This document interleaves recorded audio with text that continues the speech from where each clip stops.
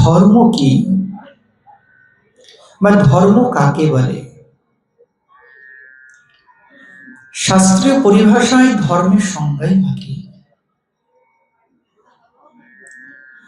ধর্ম শব্দটি ব্যাকরণে ধৃ ধাতুর সাথে মন প্রত্যয় যুক্ত করে নিষ্পন্ন হয়েছে।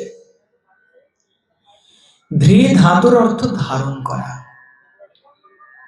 অর্থাৎ যাকে ধারণ করলে আর পতন হয় না তিনি ধর্ম। কাকে ধারণ করলে পতন হয় না?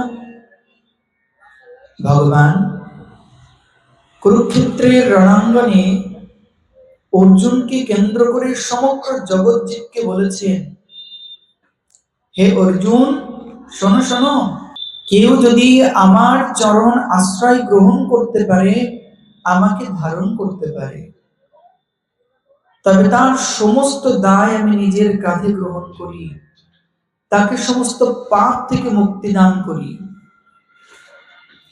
স্বয়ং ভগবান গীতাতে বলছেন, সর্বধর্মান পরিত্যজ্য মামেকং শরণং ব্রজ অহং তাং সর্বপাপেভ্যো মোক্ষয়িষ্যামি মা শুচঃ। অর্জুন, সর্বধর্মান পরিত্যাজ্য মাম একম স্মরণম ব্রজ, তুমি সমস্ত ধর্ম ত্যাগ করে একমাত্র আমার চরণ শরণ গ্রহণ করো, তবে তোমাকে আমি সমস্ত পাপ থেকে মুক্তি দান করব, সর্বতোভাবে আমি তোমাকে রক্ষা করব, তোমাকে পতন হতে দেব না, আমি তোমাকে ধারণ করব, আমি তোমাকে রক্ষা করব। বিশ্বাস রাখো মা শুচ, শোক করো না, সংশয় করো না, তুমি এ দৃঢ় সত্য।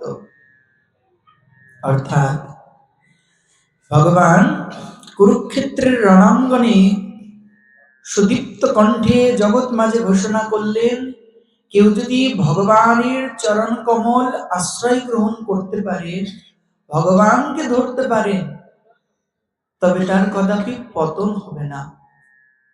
আর ধৃ ধাতুর অর্থই ধারণ করা, যাকে ধারণ করলে জগতে মায়ার চক্রে পতিত হতে হয় না, যাকে ধারণ করলে পুনরপি জননম পুনরপি মরণম পুনরপি জননী জঠরে শয়নম, এই প্রকার বারবার মাতৃগর্ভে আসা যাওয়া থেকে মুক্তি দান হয়, মুক্তি মেলে, সেই একমাত্র রক্ষক হলেন শ্রী গোবিন্দ। অভয় চরণা রবীন্দ্রে ভজ হুরে মন শ্রীনন্দ নন্দন, অভয় চরণা রবীন্দ্রে।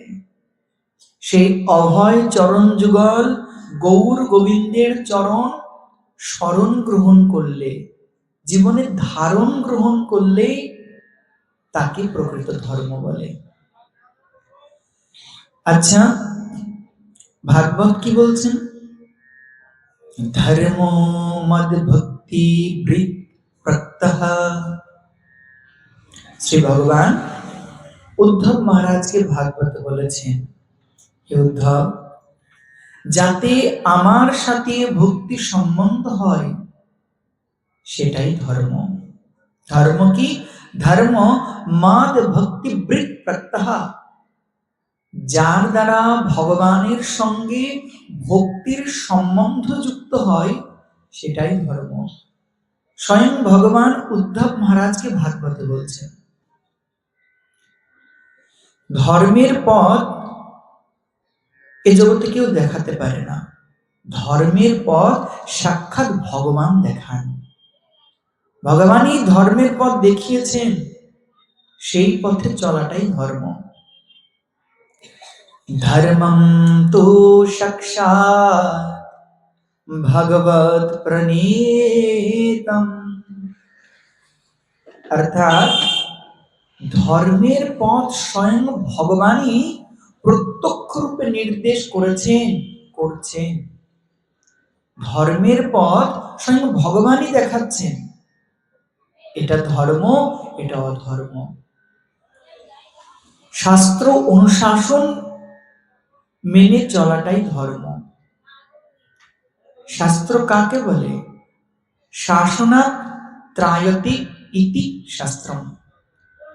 যিনি শাসনের দ্বারা জীবকে ত্রাণ করেন, মুক্তি দান করেন ভববন্ধন থেকে, তিনি হলেন শাস্ত্র। শাস্ত্র বলছেন প্রভাতে ওঠো, শাস্ত্র বলছেন ভগবানকে ভোগ দিয়ে তার প্রসাদ গ্রহণ করো। আমি যদি শাস্ত্রের বাক্য না মানি, তবে সেটাকে ধর্ম হলো? এ জগতে যা ধর্ম নামে চলছে তা পরিপূর্ণ ছলনা। বৃন্দাবন দাস ঠাকুর বলেছেন তা পুরো পরিপূর্ণ ছলনা হচ্ছে। প্রকৃত ধর্ম সেটাই হবে, তখনই হবে যে পথে গেলে ভগবানের সন্ধান মিলবে, যে পথে গেলে ভক্তি ডরে ভক্ত ভগবান একাঙ্গী হয়ে আবৃত থাকবেন, ভক্ত নিত্য ভগবানের সেবায় যুক্ত থাকবেন, তার নাম ধর্ম। ধর্ম ব্যতীতে সংসারে কোনো জীব চলতে পারে না, কেউ চলতে পারে না। ধর্মেন হীনা পশুভি সমানা। যে ধর্মহীন হয়ে পড়ে সে তো পশুর থেকেও নিকৃষ্ট, পশুরও তো ধর্ম আছে। তাই এক কথায় যদি বলতে হয় ধর্ম কি, তো ধর্মের মূল তাৎপর্য ভগবানের সঙ্গে ভক্তিতে যুক্ত হওয়া।